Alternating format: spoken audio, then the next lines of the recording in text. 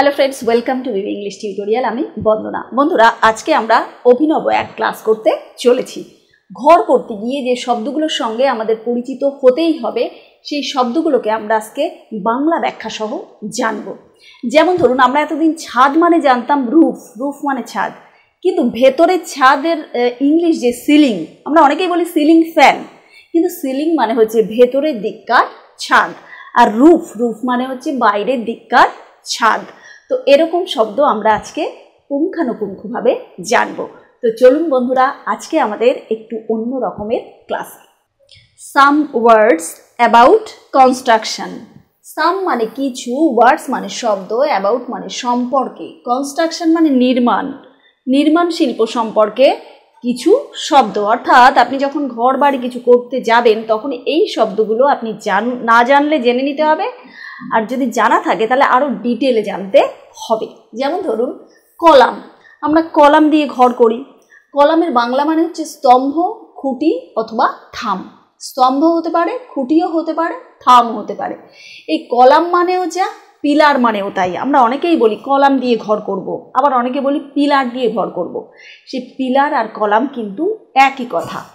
তারপরে ceiling, ceiling মানে ভেতরের ছাদ। আমরা বলতে পারি যে সিলিংটা না, আপনার সিলিংটা সুন্দর হয়েছে। সিলিং মানে ভেতরের দিকটা, অর্থাৎ ছাদের নিচের অংশ, যে সিলিং ফ্যান বলি, সিলিং ফ্যান মানে ভেতরের দিকে ছাদের যে অংশে ফ্যান ঝুলে থাকে, সেই ভেতরের অংশটাকে বলা হবে সিলিং, অর্থাৎ বাংলায় হচ্ছে ভেতরের ছাদ। তারপরে রুফ, রুফ মানে ছাদের উপরের অংশ অথবা উপরের ছাদ অথবা বাইরের ছাদ, অর্থাৎ সিঁড়ি বেয়ে যখন আমি উপরে উঠব, সেই যে অংশে আমি হাঁটছি সেটাকে বলা হবে রুফ। তারপরে দেখুন বিম, বিম মানে কড়িকাঠ। ওই যে বিম বলতে গেলে, বিম মানে একটা রুমের মধ্যিখান দিয়ে যাতে পোক্ত হয়, ধরুন 20 ফিট আর 20 ফিট 15 ফুট একটা রুম, এক পাশে হচ্ছে 20 ফিট, এক পাশে হচ্ছে 15 ফিট।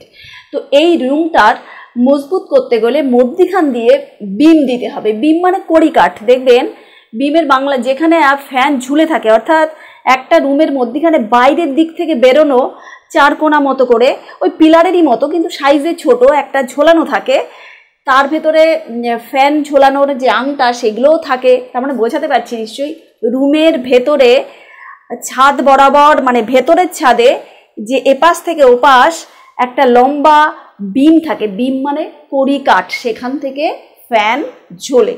তাহলে বিম মানে বোঝাতে পারলাম নিশ্চয়ই।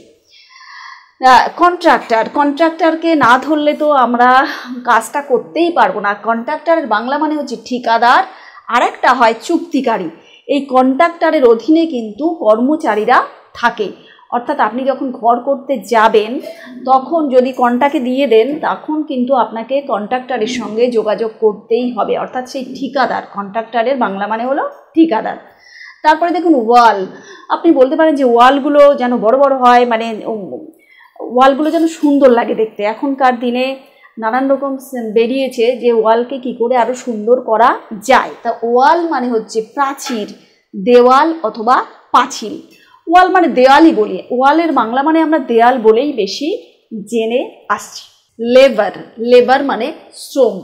দেখুন লিখে দিয়েছি, লেবার মানে শ্রম, অর্থাৎ একটা বাড়ি তৈরি করতে গেলে শ্রমের দরকার, আর এই লেবার যারা শ্রম দেয় তাদেরকে বলা হবে লেবারার। লেবার মানে শ্রম, লেবারের সঙ্গে শুধু ই আর এই দুটো অক্ষর যোগ করলেই হয়ে যাচ্ছে, অর্থাৎ শ্রম যে দেয় তাকে বলা হবে শ্রমিক, যিনি শ্রম দেন তাকে বলা হবে শ্রমিক। তাহলে লেবার মানে শ্রম আর লেবারার মানে শ্রমিক। তারপরে ওয়ার্কার, ওয়ার্কার মানে কর্মী, যিনি কাজ করেন। লিন্টেল, লিন্টেল মানে হচ্ছে চৌকাঠ। লিন্টেল কথাটা কিভাবে বোঝাবো?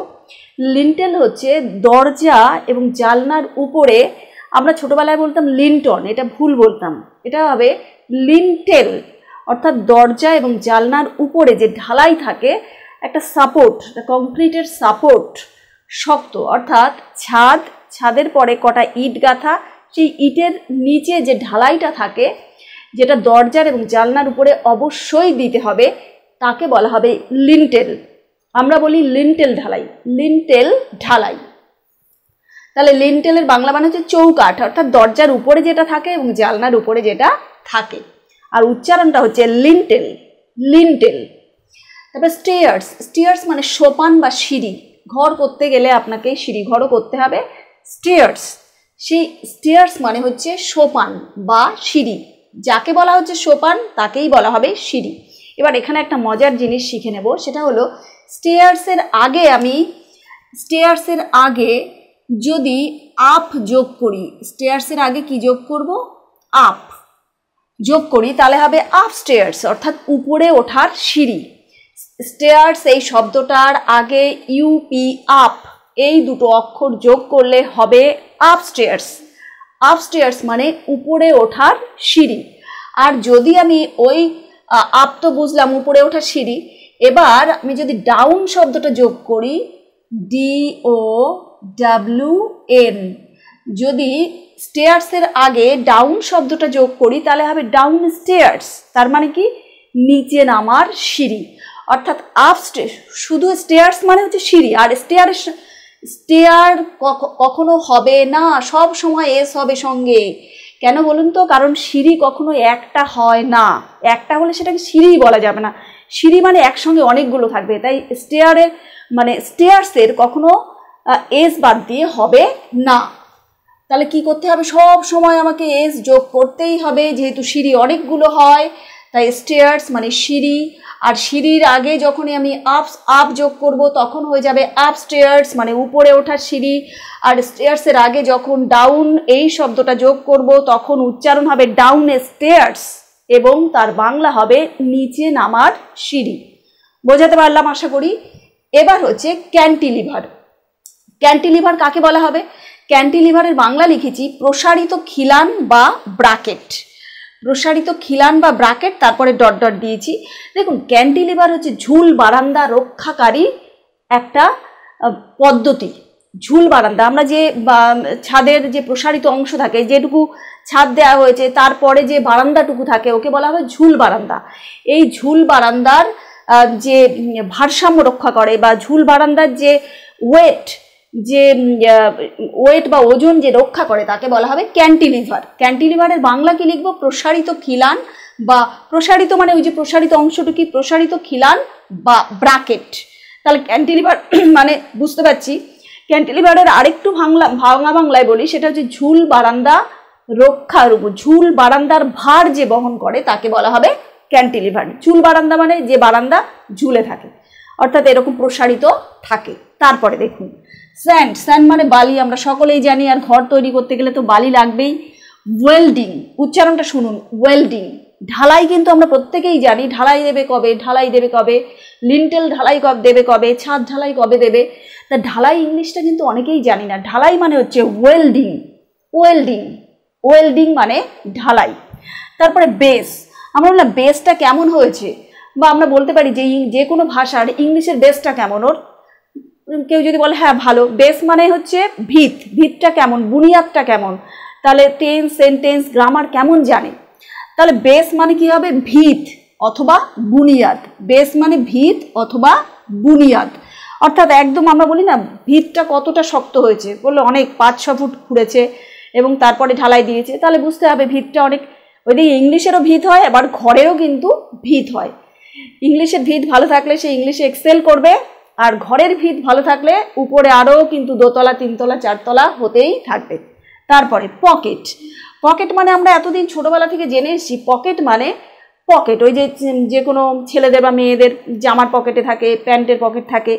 কিন্তু পকেট মানে আরেকটাও শব্দ আছে বাংলা, পকেট মানে হচ্ছে গহ্বর। পকেট মানে গহ্বর। যেমন ধরুন আপনি 9টা পিলার দিয়ে ঘর করবেন, তাহলে আপনাকে 9টা পকেট খুঁড়তে হবে। আমরা যে বলি না গর্ত খোঁড়া, গর্তটা কিন্তু সঠিক বা ভদ্র বাংলা নয়। কি বলতে হবে? কটা পকেট খুঁড়েছে? 9টা। তার মানে 9টা পিলার দিয়ে ঘর করার জন্য আপনাকে যে মাটির নিচে 5 ফুট বা 6 ফুট খুঁড়তে হবে, ওই যে গর্তটাকে আপনি যদি বলেন কটা গর্ত হয়েছে, যারা কাজ করছে তাদের যদি বলেন যে গর্ত কটা খুঁড়েছো, 9টা খুঁড়েছি, গর্তটা শুনলে কিন্তু ওরা শকড হবে, ওরা কষ্ট পাবে, কারণ ওরা অনেক কষ্ট করেই 5 ফুট 6 ফুট খুঁড়েছে অনেকটা জায়গা জুড়ে। ওরা ওটাকে কি বলেন বলুন তো? বলে পকেট। পকেট, 9টা পকেট খুঁড়েছি বা 4টে পকেট খুঁড়েছি, এরকম। তাহলে পকেট মানে ছেলেদের মেয়েদের যে জামার থাকে সেই পকেটে হয়, আর পকেট মানে হচ্ছে গহ্বর। তো এরকম আমরা আরও নতুন নতুন শব্দ জানবো। সিমেন্ট, সিমেন্ট মানে চুন মাটি, বিলিতি মাটি অথবা সিমেন্ট আমরা যে নামে বলে থাকি। তাহলে সিমেন্ট মানে সিমেন্ট, এটাকে বিলিতি মাটিও বলা হবে, কেউ কেউ চুন মাটিও বলে থাকে। চয় দীর্ঘ মূর্ধন্য চুন মাটি। চুন মাটিটা ভাল লাগছে না শুনতে, তাহলে আমরা সিমেন্টের বাংলা মানে কি জানবো? সিমেন্ট মানে হচ্ছে বিলিতি মাটি। তারপরে রাবিশ, রাবিশ মানে আবর্জনা অথবা বর্জিত অংশ। আবর্জনা অবলিক দিয়ে লিখতে পারতাম বর্জিত অংশ, অর্থাৎ যে অংশকে বাদ দেওয়া হয়েছে। দেখবেন ঘর করতে গেলে অনেক রাবিশ হয়ে থাকে, ইট যেগুলো দরকার নেই, অর্ধেক ইট দরকার আর অর্ধেক দরকার নেই। এবার এইগুলো দিয়ে এগুলোকে একসঙ্গে রাখা হবে যখন, তখন বলা হবে ইটের বর্জিত অংশ। সিমেন্টের যে দেখবেন লাস্টে থাকে গাচ্ছে, তারপরে পড়ে থাকছে এরকম দলা দলা হয়ে পড়ে থাকছে, সেগুলো এক জায়গায় জড়ো করবেন, ইট তারপরে গাঁথনির যে মশলা বলে এগুলোকে। তাহলে এই অংশগুলোকে একসঙ্গে ইংলিশে বলবো কি বলুন তো? রাবিশ, আবর্জনা। আবর্জনা দিয়েও কিন্তু কেউ কেউ সামনের অংশটা ঢালাই করে নেয়। তাহলে রাবিশ দিয়ে কিন্তু আপনি রাবিশকে কাজে লাগাতে পারেন। তারপরে ভাইব্রেটর মানে কম্পন সৃষ্টিকারী। ভাইব্রেটর মানে কম্পন সৃষ্টিকারী কিভাবে? দেখুন ছাদ ঢালাইয়ের দিন দেখবেন এই মেশিনটা আনে, অর্থাৎ কম্পন সৃষ্টি করে যেসব জায়গায় মশলা, সিমেন্ট, বালি এবং পাথর মাখা যে মশলাটা, সেই মশলাটা যেন কোনো জায়গায় ভেতরে ফাঁকা না থেকে যায়, তার জন্য ভাইব্রেটর মেশিন লাগান যারা ঢালাই দেন ঠিকাদারটা। এবার ওই ভাইব্রেটর মেশিন লাগালে কী হয় বলুন তো? তলায় যেখানে ফাঁকা থাকার সম্ভাবনা সেই জায়গাগুলো ভরাট করে দেয়, মানে কম্পন সৃষ্টি করছে। এবার কাঁপছে, এবার কাঁপতে কাঁপতে যে জায়গাটা ফাঁকা থেকে যেত সেই জায়গাটা কিন্তু আর ফাঁকা থাকবে না। তাহলে ভাইব্রেট মানে কম্পন সৃষ্টি করা, আর যে কম্পন সৃষ্টি করে তাকে বলা হবে ভাইব্রেটর, যেটা ঢালাইয়ের দিন কিন্তু কাজে লাগে, ছাদ ঢালাইয়ের দিন। তারপরে বিল্ড মানে নির্মাণ করা অথবা তৈরি করা। দেখুন বিল্ড মানে হচ্ছে নির্মাণ করা অথবা তৈরি করা। বিল্ড হচ্ছে ভার্ব। বিল্ডটা কি? বিল্ড হচ্ছে ভার্ব। আর বিল্ডিং মানে নির্মাণ। বিল্ডিং মানে হলো নির্মাণ। বিল্ডিং হচ্ছে নাউন। এই নির্মাণের সঙ্গে কিন্তু করা হবে না, নির্মাণ করা হবে না, শুধু বিল্ডিং মানে হচ্ছে নির্মাণ। যেমন এই বিল্ডিংটা, এই নির্মাণটা কতদিন লেগেছে, এই বিল্ডিংটা কতদিন লেগেছে করতে? যদি বলে 2 মাস 3 মাস এরকম। তাহলে বিল্ডিং মানে নির্মাণ আর বিল্ড মানে হচ্ছে তৈরি করা। বিল্ড হলো ভার্ব, বিল্ডিং হচ্ছে নাউন। তারপরে কনসিল ভিম। দেখুন কনসিল ভিম হচ্ছে লুকানো কড়িকাঠ। কনসিল ভিমের বাংলা হচ্ছে লুকানো কড়িকাঠ। এই কনসিল বিমটাকে কেউ কেউ হিডেন বিমও বলে। তাহলে কনসিল বিম, ভিম নয় কিন্তু, কনসিল বিম। কনসিল মানে লুকানো অথবা হিডেন মানেও লুকানো। কোথাও যখন গুগলে সার্চ করবেন বা ইউটিউবে সার্চ করবেন, তখন কনসিল বিম বলে সার্চ করলে আপনি হিডেন বিম এই শব্দের মাধ্যমেও পেয়ে যেতে পারেন। কনসিল বিম বা হিডেন বিম কাকে বলা হবে? লুকোনো কড়িকাঠ। সেটা হচ্ছে যে ছাদ, বিম মানে একদম বড় ঘরের 20 ফুট বা 30 ফুট, আরেক 20 ফুট দিকে 30 ফুট, এরকম বড় চওড়া রুমে কখনো কখনো মানে যে মধ্যিখানে ভীম দেওয়া হয়, বাইরে বের করা যেটা বিম দেওয়া হয়, কড়িকাঠ কখনো বাইরে বের করা থাকে, কখনো ভেতরে ঢোকানো থাকে। অর্থাৎ ছাদের যখন রড দেওয়া হবে তার ভিতরেই এক্সট্রা রড ঢুকিয়ে কিন্তু বিম করা হয়। অর্থাৎ আপনি বাইরে থেকে দেখবো যে এখানে কোনো বিম নেই, কোনো কড়িকাঠ নেই, কিন্তু আসলে আছে। অর্থাৎ ছাদ তৈরি করার সময় ওই যে রড দেয় সেখানে এক্সট্রা রড দিয়ে বিম তৈরি করা হয়, যেটা ছাদের ভেতরেই থেকে যায়, কিন্তু আমরা বাইরে থেকে দেখতে পারি না। এখনকার অনেক বিল্ডিংয়ে দেখবেন ওই বাইরে বের করা কড়িকাঠ যেটা বা বিম কম দেখা যায়। এখন ভেতরে লুকোনো বিমেরই সংখ্যা বেশি। কিন্তু যদি আপনার বিল্ডিংয়ের এরিয়া বড় হয় তখনও কিন্তু আপনাকে বাইরে বের করা বিমই দিতে হবে। তাহলে কনসিল বিম বোঝাতে পারলাম, হিডেন বিম। এবার হচ্ছে শাটারিং। দেখুন শাটারিং করা, শাটারিং মানে কাঠের কাজ। আমি সংক্ষেপে লিখে দিয়েছি কাঠের কাজ। শাটারিং বলতে যখন ছাদ ঢালাই হবে তার আগে দেখবেন কাঠ পিটিয়ে তলায় বাঁশ দিয়ে, ইট দিয়ে এরকম ঠেকনা দিয়েছে। এই যে কাঠ পিটিয়ে যে মশলা ঢালবে, মানে ছাদ ঢালাইয়ের আগে যেটা করে সেটা হচ্ছে শাটারিং। অর্থাৎ শাটারিং করার পরেই কিন্তু ছাদ ঢালাই হবে। ওই যে কাঠ পিটিয়ে যে একদম আপনার সমান করে দিচ্ছে যাতে ওর পরে মশলা ঢালতে পারে এবং ছাদ তৈরি হতে পারে। তাহলে শাটারিং মানে কি, একটা শক্ত কিছুকে ধরে রাখার জন্য যে কাঠের বা স্টিলের যে নির্মাণ, বা ওটাও একটা নির্মাণ, ছাদ যে হবে শক্ত তার আগে তো একটা কাঠের কাজটা না করলে কিন্তু তার ভিতর মশলা ঢালতে পারবে না। এই কাঠের কাজটাকে বলা হবে শাটারিং করা। তারপরে ইট, এটা সবার আগে লেখা উচিত ছিল কিন্তু ভুলে গেছি। ব্রিক মানে ইট, BRICK, ব্রিক মানে ইট। এবার আমি যদি বলি যে সব কিছুই তো হলো, তাহলে পাকা বাড়ির ইংলিশটা কি? পাকা বাড়ির ইংলিশটা হচ্ছে ব্রিক বিল্ট হাউস। আমি লিখে দিই, ব্রিক মানে ইট, সকলেই জানলেন, এবার মুছে দিলে কোনো অসুবিধে নেই। তাহলে কি হবে, brick built house, brick built, BUILT, built house, brick built house এর বাংলা হলো পাকা বাড়ি। ব্রিক বিল্ট হাউস এর বাংলা হলো পাকা বাড়ি। বন্ধুরা, তো আমাদের একদম ডিফারেন্ট টাইপ অফ ক্লাস বলতে পারেন, একটু অন্য রকমের ক্লাস। এই ক্লাসটা আপনাদের কেমন লাগলো কমেন্ট সেকশানে কমেন্ট করে জানাবেন। ভালো লাগলে লাইক করবেন, সাবস্ক্রাইব করে পাশে থাকবেন, নোটিফিকেশান বেলটি অবশ্যই অন রাখবেন। সকলে ভালো থাকবেন। Thanks to all.